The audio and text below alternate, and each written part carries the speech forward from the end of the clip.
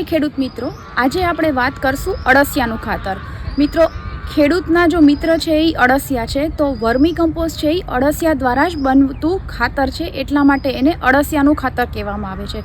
અળસિયાના ખાતરમાં 17 થી 18 પ્રકારના પોષક તત્વ રહેલા છે, જેમ કે calcium, magnesium, sulphur, boron, chlorine, copper, iron, manganese, zinc, carbon, nitrogen, potash, sulphur આવા 17 પ્રકારના પોષક તત્વ છે કે જે પાકની વૃદ્ધિ માટે અને પાકની પેદાવાર માટે મહત્ત્વના છે।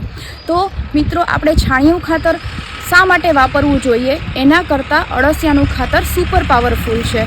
તો ચલો આજે જ આપણા ખેતરમાં આપણે છાણિયા ખાતરનો અને રાસાયણિક ખાતરનો ઉપયોગ ઓછો કરી અને અળસિયાનું ખાતર વાપરી અને રોગપ્રતિકારક શક્તિ વધારીએ, પાકની પેદાવાર વધારીએ, જમીનનું ધોવાણ થતું અટકે છે, જમીનમાં ભેજની સંગ્રહ શક્તિ વધે છે, આવા ઘણા બધા ફાયદાનો લાભ ઉઠાવીએ। બીજી મહત્ત્વની વાત કે છાણિયું ખાતર અને રાસાયણિક ખાતરની જો આપણે તુલના કરીએ તો નાણાકીય દ્રષ્ટિએ પણ અળસિયાનું ખાતર સસ્તું પડે છે।